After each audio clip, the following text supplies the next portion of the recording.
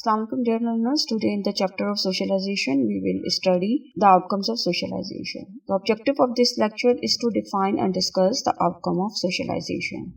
After taking this lecture, learner will be able to understand the outcome results of socialization at individual level.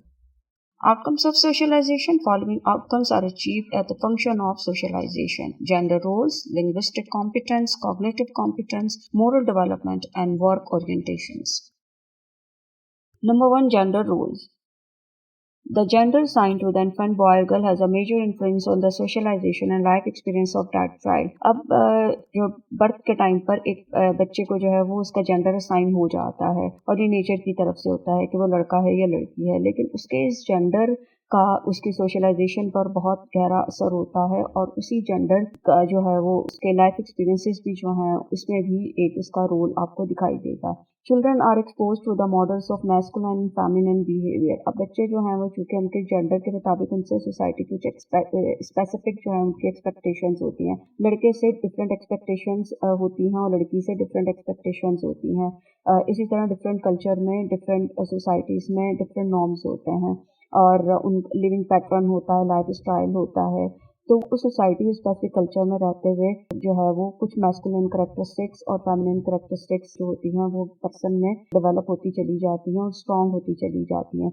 और लड़कियों का behaviour जो है वो feminine expect किया जाता है कि वो उनका बिहेवियर भी वैसा हो और उनका लाइफ पैटर्न, उनका स्टाइल भी, लिविंग स्टाइल भी वैसा ही हो जैसे जो उनका जेंडर है. इसी तरह मैस्कुलिन करैक्टरिस्टिक्स होती हैं, जो मेल बिहेवियर होता है वो हमें डिफरेंट डोमेन में नज़र आता है कि लड़के जो हैं वो स्पेसिफिक वे में बिहेव करते हैं, लड़कियां जो हैं वो स्पेसिफिक वे में बिहेव करती हैं. They are dressed differently from infancy and often are given different kinds of toys to play with. और बच्चा जब छोटा होता है तो उसके जेंडर को सामने रखकर ही उसकी ड्रेसिंग की जाती है. उसके कपड़े आप देखेंगे बच्चों को, लड़कियों को उनके कपड़े डिफरेंट होते हैं, लड़कों के कपड़े डिफरेंट होते हैं. इसी तरह उनकी जो प्ले एक्टिविटीज़ होती हैं वो डिफरेंट होती हैं. डिफरेंट खिलौने उनको दिए जाते हैं. लड़के जो हैं वो अपने जेंडर के अकॉर्डिंगली खिलौनों को पसंद करते हैं, उनसे खेलना पसंद करते हैं. इसी लड़कियां जो होती हैं उनके खिलौने जो हैं वो डिफरेंट होंगे, उनकी जो प्ले एक्टिविटीज़ होंगी वो भी डिफरेंट होंगी. तो ये चीज़ें जो हैं वो जेंडर के मुताबिक जो है वो जो रोल प्ले हो रहा होता है वो फ्रॉम द बिगनिंग ही हो रहा होता है. शुरू से ही एक बच्चा जो है वो अपने जेंडर के मुताबिक अपना एक किरदार जो है वो अदा कर रहा होता है. Gender roles are behaviour expectation associated with one gender. तो हमारा जो जेंडर होता है मेल फीमेल का, उसके मुताबिक ही एक्सपेक्टेशंस जो होती हैं, आपकी फैमिली को एक्सपेक्टेशंस होती हैं, सोसाइटी को होती हैं, एक स्पेसिफिक कल्चर में होती हैं और उसी जेंडर के मुताबिक ही जो है वो हम इंसानों ने अपना एक किरदार अदा करना होता है, अपने रोल, अपनी जिम्मेदारियां अदा करनी होती हैं. Children learn gender appropriate behaviour by observing their parents interaction. तो बच्चा ये कहाँ से सीखता है कि उसको अपने जेंडर के मुताबिक जो है वो बिहेव करना है, उसका जेंडर एप्रोप्रिएट बिहेवियर हो कि तो लड़का है तो वो लड़कों की तरह बिहेव करे, उसका लाइफ स्टाइल, उसकी एक्टिविटीज़ लड़कों वाली हो. इसी तरह जो लड़कियां हैं उनका जो सोशल इंटरेक्शन है, उनका जो लिविंग स्टाइल है, उनके जो मैनर्स हैं वो लड़कियों की तरह, फीमेल की तरह हो. तो ये कहाँ से वो सीखते हैं? ये डेफिनेटली अपने एल्डर से सीखते हैं, अपने पेरेंट्स से सीखते हैं, केयर गिवर होते हैं, उनके गार्जियन होते हैं जिनके साथ उनका फर्स्ट इंटरेक्शन होता है. तो वो उन्हें देखते हैं, उन्हें ऑब्जर्व करते हैं वो कैसे बिहेव कर रहे हैं. अपने बच्चे जो हैं वो देखते हैं हमारे फादर जो हैं वो किस तरह बिहेव करते हैं, वो किस तरह का रोल प्ले कर रहे हैं. इसी तरह वो अपनी मदर को भी ऑब्जर्व करते हैं, या वो किसी गार्जियन के साथ रह रहे हैं, केयर गिवर के साथ रह रहे हैं तो उन्हें भी ऑब्जर्व करते रहते हैं और वो थ्रू ऑब्जर्वेशन उनकी लर्निंग होती चली जाती है कि उन्होंने भी अपने जेंडर के अकॉर्डिंगली कैसे बिहेव करना है.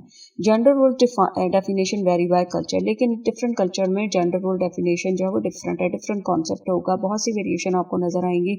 डिफरेंट इलाकों में आप चले जाएं, अगर आप डिफरेंट सूबों में चले जाएं, डिफरेंट रीजन में जाएं, डिफरेंट कंट्रीज का विजिट करें तो आप ये देखेंगे कि लोग जो हैं वो जेंडर रोल्स जो हैं वो उनके उसके मुताबिक वो जो अपना एक रोल प्ले कर रहे हैं, ये जो उनकी जिम्मेदारियां हैं वो थोड़ी बहुत डिफरेंट होंगी. जैसे एशिया है तो एशिया में आप देख लें कि फीमेल जो है वो ज्यादातर घरों के साथ वो होती हैं, उनका रोल, उनकी जिम्मेदारियां जो है घर से एसोसिएटेड होती हैं. और बहुत सारी ऐसी खवातीन हैं, आप देखें पाकिस्तान में भी, इंडिया में भी, बांग्लादेश में, श्रीलंका में, जो हमारी एशियन सोसाइटीज़ हैं, बहुत सारी ख़वातीन ऐसी हैं जो सिर्फ हाउस वाइफ्स हैं या जो सिर्फ घर में स्टे करती हैं, घर के काम देखती हैं, फीमेल से रिलेटेड हैं, वो जॉब नहीं करती, कोई कारोबार नहीं करती हैं। लेकिन आप डेवलप कंट्रीज़ में चले जाएँ, जैसे यूरोप में चले जाएँ, तो वहाँ पर आपको फीमेल भी मर्दों की तरह काम करती नजर आएंगी। तो डिफरेंट रोल जो है वो आपको डिफरेंट कल्चर में जो है ये एक डिफरेंस नजर आएगा। लेकिन हम इसको सही या गलत इसलिए नहीं कह सकते कि हर कल्चर की, हर सोसाइटी की अपनी डिमांड्स होती हैं और उनका अपना उनके अपने रूल्स होते हैं, उनका अपना एक लिविंग स्टैंडर्ड होता है। तो फिर वो उसके अकॉर्डिंगली जो है वो वहाँ के लोग जो हैं उसमें ढल जाते हैं और वो वैसी ही लाइफ गुजारने लगते हैं जैसी उनकी सोसाइटी होती है, स्पेसिफिक कल्चर होता है। Number 2, linguistic competence.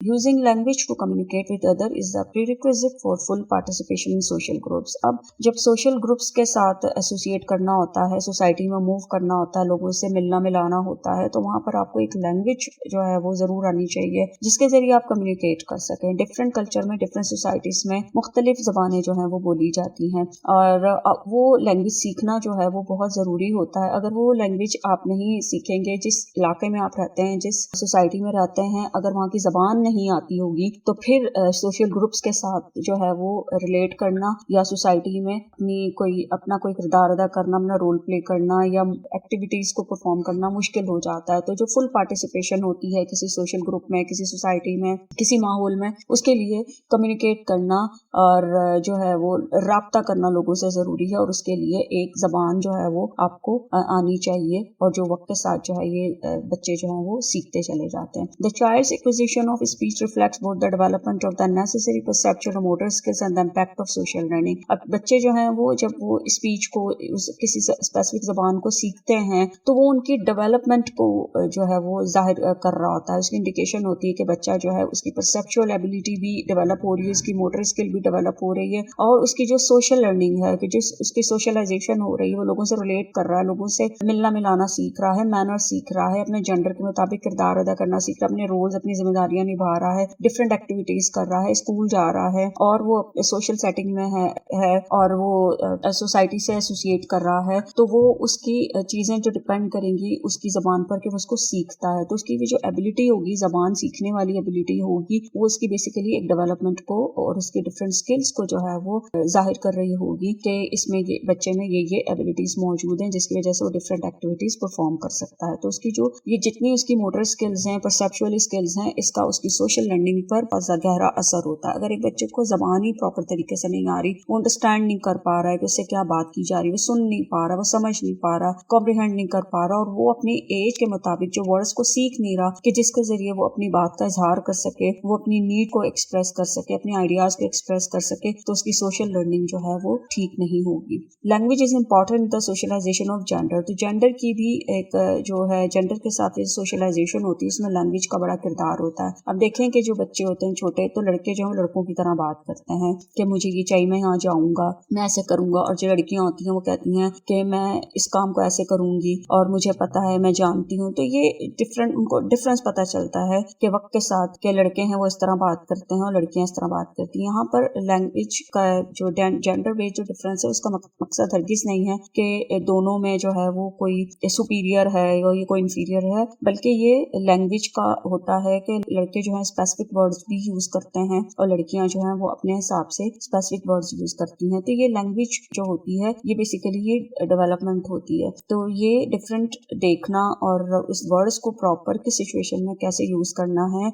ये भी जो है वो सोशलाइजेशन में बहुत अहम होता है। और जेंडर के मुताबिक जब आप सामने रख के करते हैं तो वहाँ ये पता चलता है, ये भी समझ आती है वक्त के साथ बच्चों को कि उन्होंने किस सिचुएशन में कैसे, किस तरह, कब, किस बात करनी है। Number 3, cognitive competence. Children must develop the ability to represent in their own minds the feature of the world around them. अब हमारी एक दुनिया होती है, हमारे इर्द गिर्द की दुनिया होती है जिसमें फैमिली होती है, फ्रेंड्स होते हैं, आपके रिलेटिव्स होते हैं, आपका मोहल्ला होता है, फिर से इस इलाके में आप रह रहे होते हैं, आपका शहर है। इसी तरह ये दुनिया जो एक्सपेंड होती चली जाती है।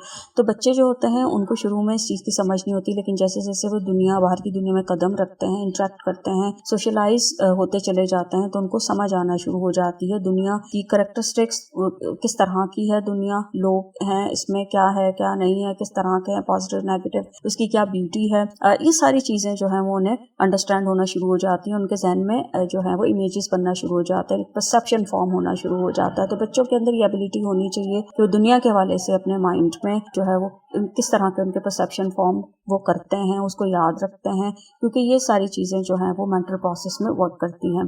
This capacity to represent reality mentality is closely related to the development of language. अब ये कैपेसिटी उनकी जो है, ये उनकी सलाहियत जो है, ये लैंग्वेज डेवलपमेंट के साथ बड़ी जुड़ी हुई है, क्योंकि जैसे जैसे लैंग्वेज डेवलपमेंट होती है तो आप चीज़ों को समझते हैं, उसको यूटिलाइज करते हैं। बच्चा है वो लैंग्वेज को सुनता है, जिन वर्ड्स को वो सुनता है उसकी मीनिंग को अंडरस्टैंड करता है, फिर उन वर्ड्स को भी यूटिलाइज करता है। जब वो वर्ड्स को यूटिलाइज करता है तो वो डिफरेंट चीज़ों को लेबल भी करता चला जाता है, उसको मीनिंग देता चला जाता है, और उसका परसेप्शन, उनके कॉन्सेप्ट जो है वो फर्दर क्लियर होना शुरू हो जाते हैं। अगर उसकी प्रॉपर लैंग्वेज नहीं होगी, उसको चीज़ों की समझ नहीं आएगी, एक्सटर्नल वर्ल्ड की समझ नहीं आएगी, वो कम्युनिकेट नहीं कर पाएगा, तो उसकी जो कैपेसिटी है वो भी जो है वो उस तरीके से वर्क नहीं करेगी। The child basic tasks are to learn the regularities of the physical and social environment and to store past experience in a form that can be used in current situation. अब बच्चा जो है वो basically वो किस तरह की activity करता है, क्या टास्क उसको करना हो, कंप्लीट करना होता है, उसने एक्सटर्नल वर्ल्ड में जो उसका सोशल एनवायरनमेंट है, फिजिकल एनवायरनमेंट है, इससे उसने लर्न करना होता है। और ये लर्निंग जो है वो रेगुलर बेसिस पर होती है, डेली बेसिस पर होती है। ऐसा नहीं होता कि आज लर्न कुछ कर रहे हैं, कल नहीं कर रहे, ऐसा नहीं होगा। डेली बेसिस पर सुबह शाम कुछ ना कुछ एक्टिविटीज होती रहती हैं, और बच्चा वो डिफरेंट एक्टिविटीज से, डिफरेंट इंटरेक्शन से, लोगों से मिलने, बच्चों के साथ खेलता है, पेरेंट्स के साथ होता है, बहन भाइयों के साथ होता है, स्कूल जाता है, तो वो सोशल सेटिंग में लोगों से मिलता है, तो उसके जो वो सोशलाइजेशन हो रही होती है उसमें रेगुलर बेसिस पर उसकी लर्निंग हो रही होती है। अब वो जो उसके एक्सपीरियंसेस हो रहे हैं, वो एक्सपीरियंसेस भी उसने स्टोर करने होते हैं। वो जैसे आज हमें कोई एक्सपीरियंस होता है तो कल हमारा पास्ट हो जाएगा, और वही जो पास्ट एक्सपीरियंसेस होते हैं, जो उसने नॉलेज गेन किया हुआ होता है, जो उसकी लर्निंग हुई होती है, वो उसको उसने इस तरह स्टोर करना होता है कि वो वक्त पड़ने पर उसको इस्तेमाल कर सके। जैसे अगर एक एक्सपीरियंस आज से 10 दिन पहले हुआ, तो हो सकता है कि फ्यूचर सिचुएशन या करंट सिचुएशन या आज कुछ ऐसी सिचुएशन है कि जो नॉलेज या जो लर्निंग मेरी 10 दिन पहले हुई थी, उसको मैं करंट सिचुएशन को हैंडल करने के लिए इस्तेमाल करूँ। तो बच्चों ने भी इस टास्क को करना होता है, लर्निंग उनकी होती है और सोशलाइजेशन प्रॉपर तरीके से होती है उसी वक्त है कि जो बच्चा जो लर्न कर रहा है उसको वो वक्त पड़ने पर यूटिलाइज भी करना जानता हो। Young children must learn schemas, person schemas and their stated meanings are especially important. तो बच्चे जो होते हैं छोटे, उनको schemas से भी लर्न करना होता है। स्कीमास जो है well organise structure of cognitions है। हमारी थॉट्स जो है बड़ी ऑर्गेनाइज फॉर्म में मौजूद होती है, स्क्रिप्ट फॉर्म में मौजूद होती है। हमारे जहनों में डिफरेंट लोगों के हवाले से, डिफरेंट सिचुएशन के हवाले से, हालात के हवाले से स्कीमास फॉर्म होना शुरू हो जाते हैं, और वो हमारे जहनों में जो इमेजेस होते हैं, जो स्क्रिप्ट होते हैं, जो स्कीमास होते हैं, उनकी हेल्प से हम डिफरेंट सिचुएशन में डिफरेंट वे में बिहेव करते हैं। तो बच्चों को उनसे भी सीखने की जरूरत होती है। और ये जो पर्सन स्कीमास होते हैं, ये और इससे इसकी जो मीनिंग है, जैसे स्कीमा तो है लेकिन उस चीज़ों को आप अंडरस्टैंड कैसे करते हैं, किस तरह उसको मीनिंग देते हैं, उसको समझते कहते हैं, ये भी बहुत इंपॉर्टेंट होता है।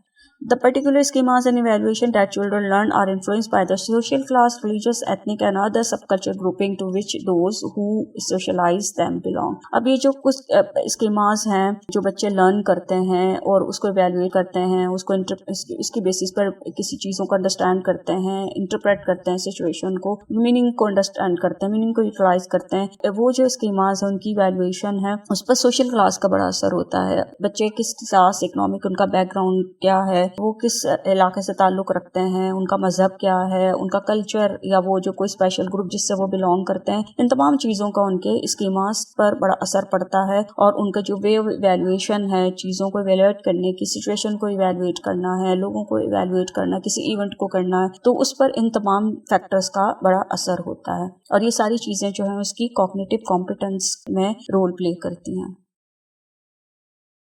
Number 4, moral development. To interact effectively with other people must learn social rules and that govern interaction and in general adhere to them. अब लोगों से अच्छे तरीके से मेल मिलाप रखने के लिए ज़रूरी है कि हमें सोसाइटी के नॉर्म्स का, रूल्स रेगुलेशंस का पता हो। हम किसी जगह पर होते हैं, किसी फैमिली के भी रूल्स होते हैं, ऑर्गेनाइजेशंस के भी रूल होते हैं, सोसाइटी के रूल्स होते हैं, नॉर्म्स होते हैं, तो हमें उनको अंडरस्टैंड करना होता है, उनको फॉलो करना होता है ताकि हम बेहतर तरीके से अपने ताल्लुकात को बना सकें।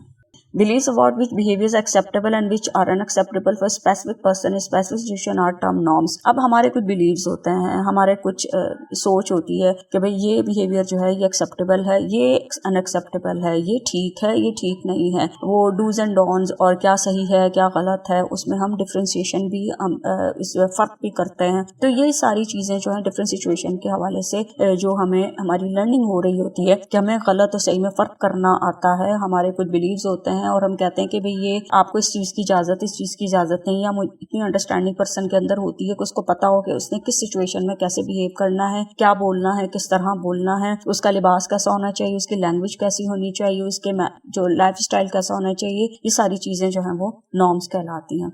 People not only learn the norms of social groups but also develop the ability to evaluate behavior in specific situation by applying certain standards. तो अब होता है कि लोग जो है वो सोशल ग्रुप्स जिनके साथ एसोसिएट करते हैं या किसी स्पेसिफिक कल्चर में भी वो रहते हैं, सोसाइटी में रहते हैं, तो वहाँ के नॉर्म्स को वो सीखते हैं कि वहाँ के उनका एक बिलीव बन जाता है कि हमने इस कल्चर में रहना है, सोसाइटी में रहना है, तो हमने ऐसे बिहेव करना है। इसके अलावा ये भी सलाहियत एक इंसान में डेवलप होती जाती है कि वो डिफरेंट सिचुएशन में स्टैंडर्ड्स को कैसे लेकर चलेगा, कि उसके कुछ स्टैंडर्ड्स हैं, कुछ क्राइटेरिया होते हैं और उनकी बेसिस पर डिसीजन लेते हैं, पर लोग डिसीजन लेते हैं, बिलीफ्स को सामने रखकर लोग डेली लाइफ में फैसले करते हैं, सिचुएशन को हैंडल करते हैं, इसी तरह वो रूल्स रेगुलेशंस को फॉलो करते हैं। तो ये सारी चीजें भी सोशलाइजेशन में होती हैं और बच्चे जो हैं वो वक्त के साथ साथ सोशल नॉर्म्स को भी लर्न करते हैं और रिलीजियस नॉर्म्स को भी लर्न करते हैं और उनको वक्त पर जो है वो फॉलो करना भी सीखते हैं। The process through which children become capable of making moral judgement is term moral development. और जब वक्त के साथ बच्चों में ये सलाहियत डेवलप हो जाती है कि वो मॉरल जजमेंट जो है वो कैसे कर सकें, डिसीजन कैसे लें, कि उनकी मॉरल वैल्यूज हों और वो सही और गलत का फर्क करना जानते हैं, वेल बिहेव्ड होते हैं, डिसिप्लिन्ड होते हैं, अपनी सोसाइटी के नॉर्म से अवेयर होते हैं, उन्हें पता होता है कि हमारे कल्चर सोसाइटी में ये चीजें बेहतर है, हमारे रिलीजन में ये चीजें एक्सेप्टेबल है नहीं है। तो जो चीज जब उनके अंदर सलाहियत डेवलप हो जाती है तो इसका मतलब है कि बच्चों की मॉरल डेवलपमेंट जो है वो बेहतर हो रही है। Number 5, work orientation. Work is of central importance in social life. काम जो है वो बहुत ही अहम है, सेंट्रल पोजीशन है इसकी, चीफ इंपॉर्टेंस है, क्योंकि आपकी जो जिंदगी है अगर आप काम नहीं करते हैं तो फिर आप कुछ भी नहीं करते हैं। तो काम करना रोजमर्रा जिंदगी में, डेली लाइफ में, घर का हो या घर से बाहर का हो, अर्निंग हो, पैसे कमाने के लिए काम करना, माशी हालात को बेहतर करने के लिए करना या अपने लिविंग स्टैंडर्ड को एनहांस के लिए काम करना, अपनी सेटिस्फेक्शन के लिए काम करना जो है वो बहुत इंपॉर्टेंट होता है। Socialisation related to work begins in the family. और ये चीज जो है ये फैमिली से सीखी जाती है, फैमिली से लर्निंग होती है, डेवलप होती है कि फैमिली में आप देखते हैं, बच्चा देखता है कि मेरे बड़े जो है वो किस तरह काम कर रहे हैं, मेरी वालदा जो है अगर वो घर पर भी रहती हैं तो वो किस तरह घर के काम करती हैं, वालिद जो है वो घर से बाहर जाते हैं तो वो किस तरीके से काम करते हैं, नीड्स कैसे फुलफिल होती हैं। और इसके अलावा और बहुत सारे काम होते हैं कि जो हम डेली लाइफ में करते हैं। तो ये सोशलाइजेशन जो है और ये जो वर्क ओरिएंटेशन है ये फैमिली से डेवलप होना शुरू होती है और ये बच्चे के अंदर ये सेंस डेवलप होना शुरू होता है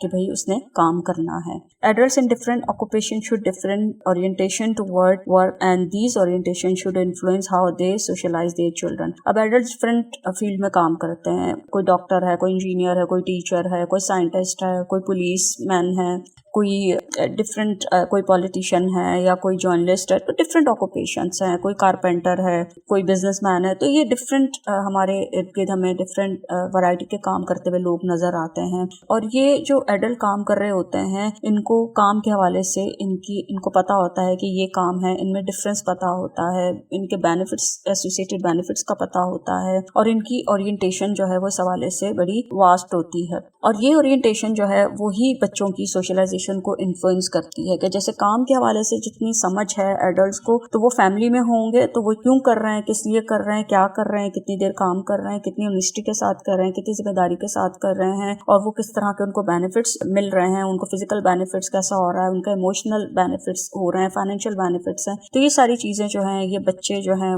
वो सोशलाइज करते जाएंगे, सीखते चले जाएंगे। तो एडल्ट से ही ये चीज जो है बच्चों के अंदर ट्रांसफर होती है। Young people also are affected by their perception of adult work experience. तो जब बच्चे देखते चले जाएंगे तो उनका एक परसेप्शन फॉर्म होता चला जाएगा कि बड़े काम कैसे करते हैं, कि जैसे घर से बाहर भी जाते हैं, निकलते हैं, ड्यूटी पे जाता है एक पर्सन, सुबह शाम को घर आता है या जो घर में है वो भी कुछ ना कुछ कर रहा है। तो बच्चों के अंदर जो परसेप्शन फॉर्म होता है काम के हवाले से ये एडल्ट के काम को देखकर होता है। तो अगर हम अपने बच्चों को इस तरह भी जिम्मेदार बनाना चाहते हैं कि फ्यूचर में वो रिस्पॉन्सिबल हों, तो हमें उन्हें इस हवाले से, काम के हवाले से उनकी ओरिएंटेशन उन्हें देना होगी। और ये ओरिएंटेशन जो है वो अनकॉन्शियसली भी होती है कि कुछ आप चीजें समझाते हैं और कुछ चीजें बच्चा खुद ऑब्जर्व करता है। पेरेंट्स कह नहीं रहे कि भाई ये करो, लेकिन बच्चा देख रहा है अपने पेरेंट्स को करते हुए कि वो कितने हार्ड वर्किंग है। और ऐसा ही होता है कि जो बच्चे अपने बड़ों को, अपने वालिदैन को मेहनत करते हुए देखते हैं, वो बड़े होकर खुद भी बड़े हार्ड वर्किंग होते हैं और वो जिंदगी से सीखते हैं और अपने आप को स्टेबल करने की कोशिश करते हैं। तो ये जो पैटर्न हमारे होते हैं, ये हमारे बच्चों में ट्रांसफर होते हैं। अगर पेरेंट्स के जो लाइफ स्टाइल है, पैटर्न है, वो पॉजिटिव होगा, हेल्दी होगा, तो बच्चों के पैटर्न्स भी